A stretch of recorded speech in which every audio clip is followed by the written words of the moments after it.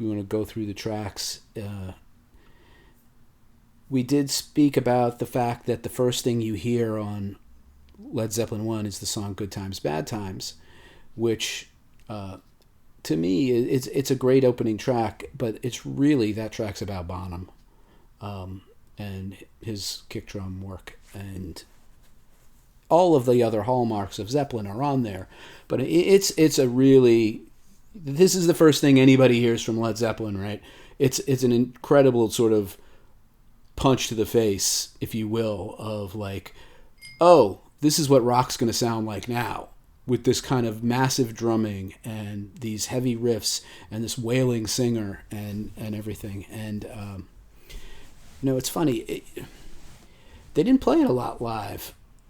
I know they brought it back for the Celebration Day, but they didn't. There's not a lot of Good Times, Bad Times live versions out there. Maybe there were early on when they were touring the album, but it was not one of those tracks that stuck like some of the others on this album, in terms of did not stay in their live set. And then you go on to "You Shook Me," which is like we've said, a 1/4/5 blues. Oh, first we got "Babe, I'm Gonna Leave You." All right, so "Babe, I'm Gonna Leave You" is a reworking of the Joan Baez song "Babe, I'm Gonna Leave You." They worked this out when Robert Plant was first hanging out with Jimmy Page at Pangborn. They started working this one out, and it's a very explosive acoustic guitar sort of sonic that he gets, and he borrowed a Gibson J200 to get that sound, which gives it a beefier sound on the acoustic than what he was getting out of his Harmony acoustic. And even though it's an acoustic song, it sounds really heavy, Yeah, I mean, I think when he comes in with that, I think that there is electric guitar there backing that up too. But I mean, it's mostly you think of it more as an acoustic number, because the acoustic's carrying it for most of the song. Yeah. And it's funny, by the time they get to Zeppelin III and everybody is sort of like curious about why so much of Zeppelin III had acoustic numbers on it, Jimmy was very quick to point out, hey, there's a lot of this album that had acoustic numbers on it too.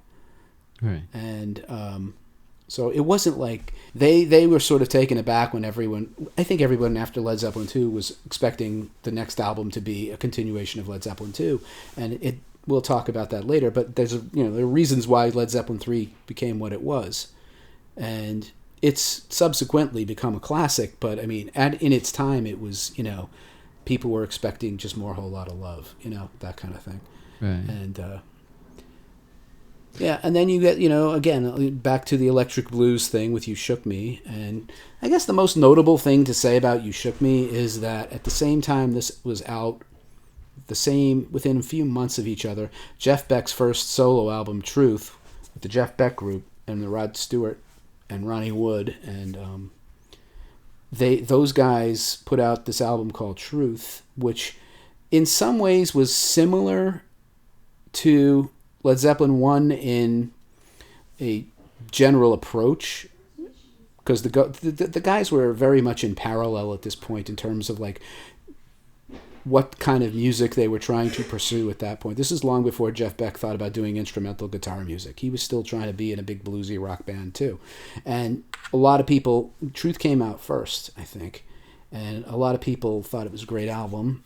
And then Led Zeppelin I comes along, and sonically, Zeppelin is, again, we talked about this with the production, it's just a better sounding album. It's just a more modern sounding album. The drums on Truth don't sound like the drums on Led Zeppelin I. And Jeff Beck was really taken aback and dismayed when he heard that both of them had covered "You Shook Me" on the album. And he was quite annoyed with Jimmy Page at that moment in time. Well, the drums on "Babe, I'm Gonna Leave You," when the hammering chorus comes along, those drums just sound so big and so massive and loud and impressive. Yeah, and there are some people out there who claim that the Jeff Beck Group should have been as big as Led Zeppelin, but for whatever reasons it was. it was never going to be as big as Led Zeppelin because Jeff Beck wasn't the writer that Jimmy Page was. He just didn't have the songs. I mean, a lot of why Jeff ended up going in the career direction that he went in is because for all the greatness of his playing, he's not much of a writer. Certainly not compared to a Jimmy Page, whose greatest strength was probably his writing. And from there, from You Shook Me, we go into Dazed and Confused, where, there's a lot to be said about Dazed and Confused. This is one of the tracks that became a staple that was with them in their live set forever. This became a big tour de force, and even on this album, it's 6 minutes and 28 seconds long, which was kind of a lot in those days. And this is where we first hear, even, in a smaller way than it was live, here's where we hear the violin stuff, the violin bow stuff, in the middle of this song that was kind of weird and experimental for its time. The song is grooving along with this riff, this descending line riff, which is really nasty and really heavy. And then it goes into this part where Jimmy Page breaks out the violin bow and starts making weird noises on the guitar. And then, of course, at the end, they come back in and it's up-tempo and they do a very fast, frantic, very Yardbirds-like outro of this song where Jimmy rips an amazing solo. And fantastic vocals too on this track. Absolutely. And then they come back and they hammer that riff home again.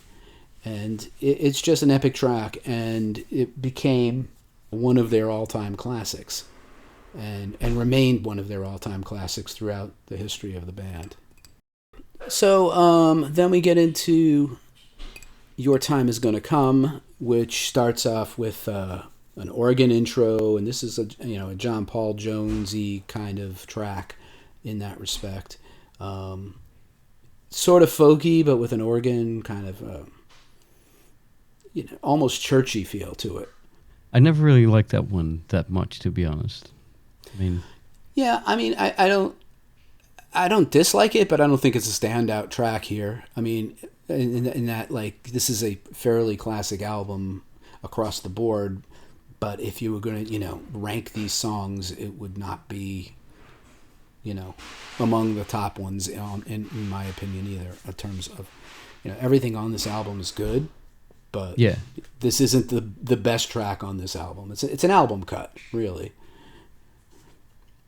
And then Black Mountainside.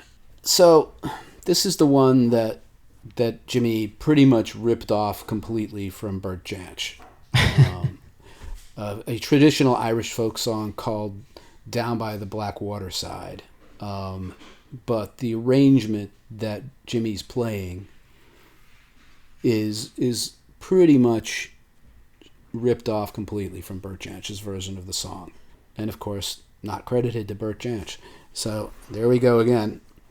For years, I didn't know that for years when I was growing up until I actually started listening to Bert Jansch, and I just heard that song come up on one of his albums, and I just went, oh no. Oh no, really? And, it's not that Jimmy didn't claim he loved Bert Jansch. He did, but it's just like, again, credit it. Just credit it. Did it also turn into a court case? Or? Yes, it did. But again, I think this one was also played on the borrowed J200 that he borrowed for the album. And this was another one that was in Dad Gad tuning that he also used for White Summer. The AGGAD, right? Yeah. Now we get Communication Breakdown. Yeah, it's all the same. Like we were saying a little earlier on this one, we did talk about Zeppelin I a little bit, but this song launched a million punk bands too. So this is a very high energy, punky tune that rocks very hard, and they did do this one live a bunch in the early years. And occasionally they would break it out later. And then they went back to another 1-4-5 blues called I Can't Quit You Baby. And it's funny, it's good. It's a good song. You can hear some sort of mistakes they left in places where they're not all coming back in at the same moment after the break. And there's a much better sounding version of this from a later sound check that just sounds bigger and more immense, and John Bonham sounds way better on it, and Jimmy was much looser, and I think that one's on. I think they put that on Coda, but there's this other version of that song kicking around that's way heavier sounding. And then How Many More Times is the closer, which is kind of like a similar idea to Dazed and Confused. You're right, by the way. It's on Coda. It was live recorded 1970 at the Royal Albert Hall during a sound rehearsal. Right. Yeah, that's right. And I think you even hear it on in the box set or something, or the version is very similar like it. And I think the reason it sounds so much better is that John Bonham's drums in Royal Albert Hall in that performance just sounded tremendous. But How Many More Times is another one of those long tunes. This one's 8 minutes and 29 seconds, and it closes out the album.